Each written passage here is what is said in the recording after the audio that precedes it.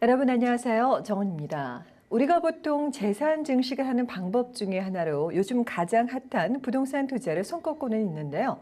예전에 비해서 시중 금리가 낮고 또 원금을 보장하지 않는 주식이나 다른 금융상품과 달리 꾸준한 상승세를 보여온 부동산 투자에 대한 사람들의 관심이 높아지고 있는 가운데 좀 다른 각도로 부동산 시장을 분석하고 또 전망하는 부동산 전문가 서동석 중개인을 모시고 부동산 투자 시 유의해야 할 사항들에 대해서 보다 자세히 알아보도록 하겠습니다. 안녕하세요. 안녕하세요. 네, 반갑습니다. 자, 사실 저희 주변만 해도요, 요즘에 부동산 투자하시는 분들 많으시거든요. 네. 근데 부동산 투자라고 하면 보통 어떤 종류들이 있을까요? 네, 크게는 상업용과 주거용으로 네. 나눌 수 있습니다. 상업용은 여러분들이 아시는 상가, 네. 그다음에 개발 계획인 토지, 호텔, 몰 여러 가지가 있고요. 그다음에 특수용 부동산들도 상당히 많이 네. 있습니다. 전문가 견해를 받아서 투자를 하는 게 가장 바람직하고요. 네. 일부 상품은 상업용 건물에 대해서는 굉장히 많은 시간과 검토 기간이 필요합니다. 네.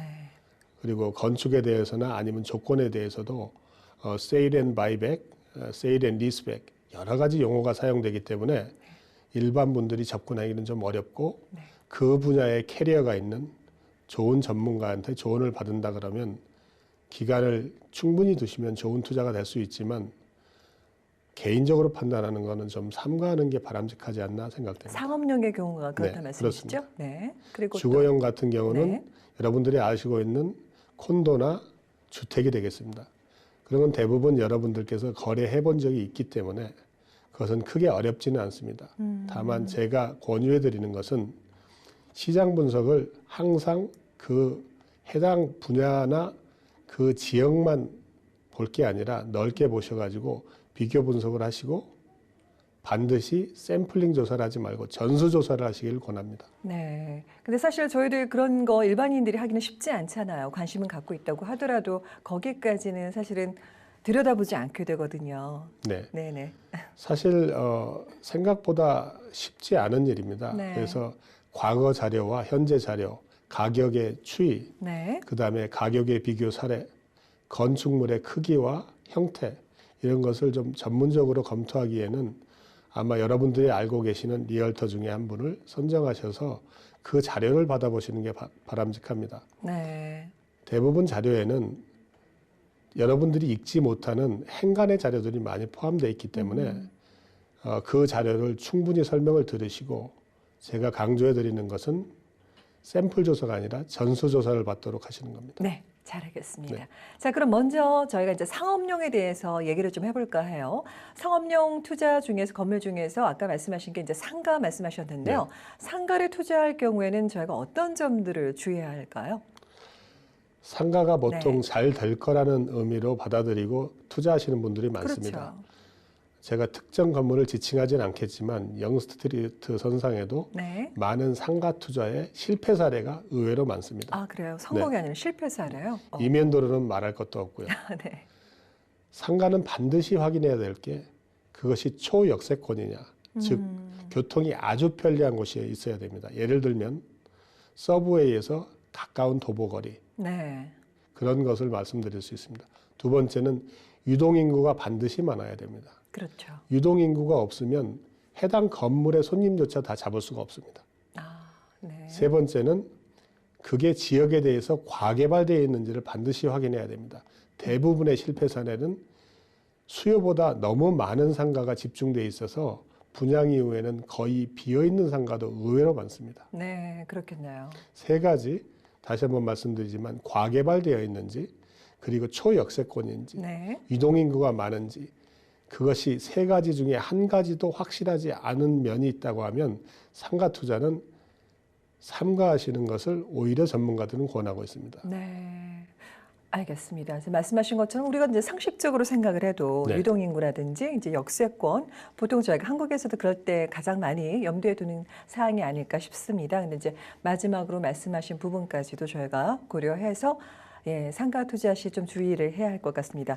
자, 그럼 다음에는 사실 일반인들은 저 같은 일반인들은 생각조차 잘 못하기 쉬운데 이 아까 말씀하신 대규모 개발 사업이라든지 이제 뭐 그 토지를 개발하는 그 경우에 토지를 사들이는 경우에는 저희가 어떤 점들을 이때는 주의를 해야 되는 거죠? 토지 개발 상품이나 네. 토지 관련 상품들은 제가 생각할 때는 전문가조차 접근하기가 힘든 상품입니다. 아, 그래요. 첫 번째는 계약서가 바인더 두께로 굉장히 두껍습니다. 그리고 거기에 대해서는 많은 시일과 그 절차가 필요한데 네. 그 부분은 실질적으로 투자자들이 감내하기 힘든 기간이 포함될 수도 있습니다. 더군다나 환매나 원금 회수가 불확실한 부분도 많고 이익에 대해서 보장 문구가 없는 경우도 많습니다. 네. 더군다나 개발업자와 판매업자는 실질적으로 분리되어 있기 때문에 개발하는 사람들이 개발 지역에서 진행되는 내용을 판매하시는 분이 잘 알기가 힘든 상품입니다. 네. 심지어는 솔직히 말씀드리면 법정 소송이 가장 많은 상품 중에 하나입니다. 아, 이 토지 개발 사업이요? 네, 그렇습니다. 아, 네. 그래서 원금 회수가 잘 안 되기 때문에 네. 많이 기다릴 수도 없고 불확실하기 때문에 그래서 그것이 만약에 많은 이익을 창출할 수 있다고 과대 선전에 만약 매입을 실행하셨다면 네. 그 부분에 선택의 책임밖에 물을 수가 없는 아. 상당히 어려운 상품입니다. 그러면 결국에는 저희가 이제 소비자가 그 계약을 하게 된다는 건 어느 분이랑 계약을 하는 거죠? 그 판매를 하시는 분이랑 계약을 그렇습니다. 하게 되는 거죠? 개발 상품을 직접 개발하는 사람들은 네. 판매까지 연결되는 경우는 아. 많지 않습니다. 네. 판매하시는 분들은 사실 뭐 금융상품처럼 그런 장단점을 잘 홍보하고 판매는 하지만 성공 확률보다도 굉장히 장기간 동안 난관에 봉착하게 될 사례가 너무 많기 때문에 네. 사실은 저 같은 전문가들도 그 상품은 판매도 매입도 안 하는 편입니다. 그러면 결국에는 저희가 판매를 또 하셔서 또 판단을 하셔서 네. 이제 매입을 했어요. 소비자의 경우에. 근데 나중에 이제 사업이 잘못되는 그 프로젝트가 잘못되는 경우에 그 책임은 누가 지는 거죠? 그것도 네.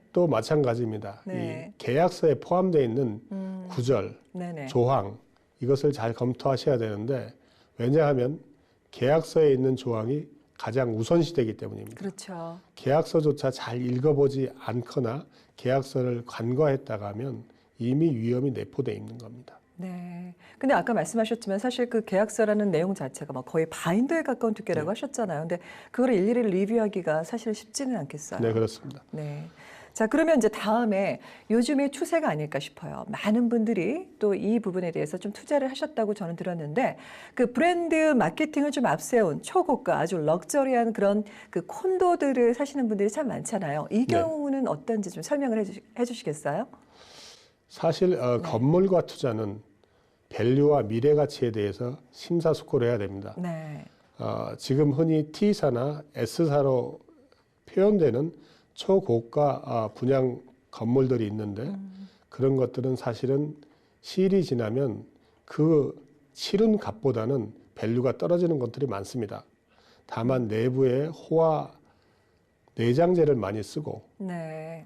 광고를 굉장히 많이 하고 그 부분에 대해서 차별화된 마케팅을 진행하지만 사실은 그 건물과 이 고유 가치의 밸류보다는 사실은 가격이 너무 높습니다. 그래서 그것이 시장에서 반영될 때 가격을 사실은 이익을 기대하기는 어려운 상품입니다. 왜냐하면 분양 가격 자체가 본래 가치보다 너무 높게 잡혀 있기 때문에 그렇습니다. 아, 그래요. 결국에는 지금 말씀인즉슨 실제적으로 분양가는 높지만 그 안에 내장재가 럭셔리한 거지 그 네. 부동산 밸류, 가치 자체가 가치 높은 건 아니란 말씀이 있는 그렇습니다. 거네요. 아, 네. 잘 알겠습니다. 자, 그럼 지금 계속 그 주의할 점을 말씀해 주셨어요. 네. 그렇게 위험한 투자일 수 있다라는 말씀을 해 주셨는데 그럼 반대로 과연 이 부동산 투자라고 했었을 때 안전한 투자는 없는 건가요? 안전한 투자가 있습니다. 어떤 거죠? 예를 들면 네. 상가나 이런 상업용 혹은 특수부동산이라고 저희들이 말하는데 네. 그런 것을 검토하기에는 너무 많은 시간과 전문가의 견해와 조언이 필요합니다. 네. 그렇지만 여러분께서도 상당히 알 수 있는 콘도나 주택 혹은 상가 건물 조그만 것들이라도 그런 것들은 상당히 안전한 투자입니다. 네. 그 이유는 첫 번째, 주거용은 수요가 굉장히 집중되어 있는 실수요자들 중심의 물건이기 때문에 그렇습니다. 그러니까 실제로 사람이 사는 네. 주거용. 네. 필수 불가결한 물건이죠. 그렇죠. 예, 두 번째는 저평가된 주거용 주택은 항상 가격의 상승의 여지가 있습니다. 네. 대부분 저희들이 대체 가격으로 말할 수 있는 지을 수 있는 가격이나 아니면 다른 것을 살 수 있는 가격에 못 미치는 가격을 발견하는 마켓에서는 적극적으로 투자를 고려해도 네. 괜찮습니다. 네. 왜냐하면 주거용 투자라고 해도 금융을 포함한 레버러지 이펙트, 즉 지렛대 효과가 있기 때문에 네. 여러분들이 지급하신 그런 실제 투자 자금보다는 굉장히 많은 수익이 있습니다. 예를 들어서 네. 30만 불을 투자해서 100만 불짜리를 샀다고 하실 경우에 네. 흔한 경우입니다. 근데 이게 130만 불이 되면 그건 30%가 오른 게 아닙니다. 100%가 오른 겁니다. 여러분의 투자 자금에 비해서. 실제 투자 금액을 말씀하시는 그렇습니다. 거죠? 네. 그래서 투자 수익률이 굉장히 높습니다. 네, 그러네요. 다만 조심하실 건 콘도는 투자 해임 기간이라고 저희들이 이야기합니다만 그건 또 무슨 얘기죠? 투자에 들어가 있는 잠겨 네. 있는 기간이 길다는 이야기입니다. 투자는 네. 분양 후에 보통 4, 5년 그렇죠. 그리고 여기서는 특이하게도 별다른 고지나 자기들의 그 벌금 없이 공사가 지연되는 경우가 너무 많습니다. 네, 많이 봤어요. 일반적으로는 건축에서 예정된 완기를 맞추지 못하면 대부분 지체 보상금을 지급하게 돼 있는데 네. 토론토 시장은 그게 전혀 없이 그냥 지연되는 경우가 많아서 실질적으로 계획을 하신 분들은 굉장히 혼란스러운 경우도 많습니다. 네, 맞아요. 그러실 거예요. 특히 이제 처음 콘도를 사시는 분들 같은 경우에는 네, 그 입주 예정일을 맞춰서 준비를 하셨다가 낭비를 보시는 경우를 저도 들어봤어요. 네. 네. 그러면 지금 말씀하신 콘도 말고 콘도와 저희가 이제 흔히 생각하는 일반 주택과 조금 비교해서 말씀을 좀 해주시겠어요? 이렇게 투자의 경우?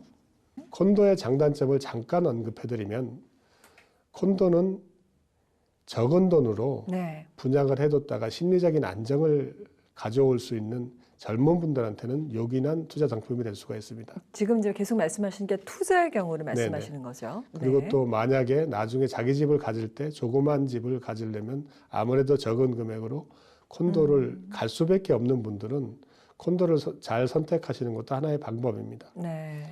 그러나 콘도에 대해서 알아두셔야 될 게 콘도 분양이 굉장히 지금은 뜨겁습니다. 네, 맞아요. 예. 그렇지만 콘도 분양 중에서도 단점이 몇 가지가 있습니다. 어떤 게 있을까요? 요즘에 최근에 지은 것들은 비지터 파킹랏을 다 없애버렸고 그 다음에 파킹랏에 대해서 5만 불이나 그 이상을 받기 때문에 도로들이 지하 주차장 내의 도로들이 상당히 협소합니다. 사고 위험이 굉장히 높고요. 네. 환기가 안 돼서 겨울도 지하 4층은 한 20m를 유지하고 있습니다. 난방을 하는 게 아니라 환기가 안 돼서 그렇습니다. 그러니까 지금 주차장의 경우를 말씀하시는 네. 거죠. 네. 그리고 콘도는 실질적으로 관리비가 제가 생각할 때는 좀 과도하게 지금 다 설정되어 있기 때문에 네. 렌트를 해줄 경우나 본인들이 살 경우에 일반적으로 한 2, 30만 불의 추가 금융 비용을 물고 있는 셈이 됩니다. 그게 지금 잘 이렇게 얼핏 와닿지는 않는데요. 그게 무슨 말씀인 거죠? 예를 지금 그 들어서- 관리비를 계속 말씀하시는 예. 거잖아요. 예를 들어서 요즘에는 유틸리티, 네. 즉 전기세나 다른 부분은 다 본인들이 부담합니다. 네, 맞아요. 엑스트라. 일반 관리비라고 하는데 일반 관리비들 내용에는 뭐 수영장이나 네. 뭐 짐 이런 네. 것들이 많이 포함되어 있습니다만은 그 관리비들의 내역이 불분명한 부분이 첫 번째는 3년 된 콘도나 30년 된 콘도나 통계에 거의 관리비가 비슷합니다. 네. 다시 말해서 관리비 지출 내역이 잘 반영되어 있지는 않은 것 같습니다. 다시 말해서 아까 말씀드린 것처럼 만약에 500불의 관리비를 내고 계신다고 하면 지금 금리로 보면 10만 불당 2.4%의 금리를 적용하면 한 달에 200불을 내게 됩니다. 네. 500불은 25만 불의 금융비용을 그냥 물고 계신 셈이 됩니다. 다시 말해서 제가 개인이면 만약에 관리비를 500불 직접 문다고 하면 그걸 25만 불에 상당하는 금액의 밸류로 환산해서 투자를 다시 한번 다른 데 생각하는 하시라는 경우도 거죠? 있습니다. 네. 알겠습니다. 그러면 지금 콘도의 장단점을 말씀해 주셨어요. 그럼 상대적으로 주택의 경우는 어떤가요? 주택의 경우는 네. 생각보다는 주택이 많이 올랐습니다. 네. 근데 제가 여러분들한테 권해드리는 거 하나는 주택이 100만 불에는 없다. 혹은 뭐 불과 2, 3년 전만 해도 80만 불이야, 70만 불이야, 네, 혹은 맞아요. 60만 불이야 주택이 어디 있느냐라고 네. 하면서 콘도에 주목하셨던 많은 분들이 계십니다. 네. 제가 2년 전에도 신문에 1년 동안 칼럼을 연재했습니다만 네. 거기에 보면 자세한 디테일한 내역이 있습니다. 네. 비교적 토론토 안에도 너무 낙후한 지역이 아닌 지역도 상당 부분 저평가된 주택들이 있고요. 네. 그 저평가된 주택들을 찾아서 그 부분에 대해서 잘 연구해 보는 것도 좋은 방법이 될 수가 있습니다. 네. 오히려 영스트리트 주변상의 고가 주택, 즉 200만 불이 넘는 주택들은 제 개인적으로는 지금 매입을 권하고 있지는 않습니다. 네. 저평가된 주택이라고 하면 교통이 괜찮고 네. 그리고 땅과 건물이 비교적 작지 않은 네. 그렇지만 멀지 않은 곳에 있는 고가 주택보다는 상당히 낮은 가격의 주택들이 아직도 있습니다. 네. 그래서 그 전역을 살펴본 다음에 어떤 쪽에 주택 구입 혹은 콘도 구입이 유리한지 그거를 시장에서부터 점검하는 게 첫걸음이 될 것 같습니다. 저희가 이제 실제 투자를 했어요. 실제 투자를 할 때 물론 이제 계속 앞서서 말씀을 해 오신 내용이긴 한데 실제 투자 시에 저희가 검토해야 할 주요 사항이라면 어떤 것들이 있을까요? 실제 투자를 하실 때는 네. 가장 먼저 제가 권유해 드리는 것은 이것이 비싼 거냐 싼 거냐 이 가격에 대한 문제입니다. 몇 년 전에도 이게 굉장히 이미 많이 올랐다. 혹은 아직 상승 여력이 있다. 지금도 마찬가지입니다. 계속 되풀이되는 가격 논쟁은 제가 생각할 때는 기준 가격의 문제입니다. 기준 가격이 있을 때는 이게 비싼지 싼지를 비교할 수 그렇죠. 있지만 기준 가격이 없기 때문에 비싼지 싼지 어제보다 올랐으면 비싼 거고 작년보다 떨어졌으면 싼 거고 이런 평가의 시점은 별로 바람직하지 않습니다. 근데 보통 저희 같이 일반인들이 생각할 때는 사실 그 기준가를 판단하기가 쉽지가 않잖아요. 기준 가격은 네. 두 가지로 생각해 보실 수 있습니다. 네. 첫 번째는 타 부동산과의 비교고요. 네. 두 번째는 그 부동산의 보유 비용입니다.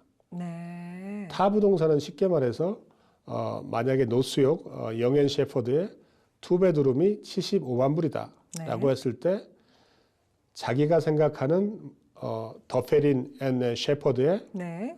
아니면 베더스트 앤 셰퍼드의 그게 150만 불이다. 그러면 그 사이즈를 잘 비교해 보고요. 그것이 과연 어떤 밸류를 갖고 있는지 객관적으로 비교하는 겁니다. 다시 말해서 10년 뒤에 방 2개, 화장실 2개가 만약에 900스퀘어핏 정도 됐다고 하면 네. 그거는 한국말로는 30평이 채 안 되는 27, 8평의 규모에 불과한 조그만 아파트에 해당됩니다. 네. 그렇지만 주택의 경우에는 보통 땅은 150평 이상이 되고 네. 주택은 한 60평에서 80평이 되는 큰 주택이 됩니다. 그것이 2배의 가치를 가지고 비교할 때 어떤 게 밸류가 있겠는가 이런 비교 사례를 보아서 기준 가격을 정하는 방법이 하나가 있고요. 네. 두 번째는 그 주택을 보유하고 있거나 콘도를 보유하고 있을 때 내가 지출되는 비용이 과연 얼마인지.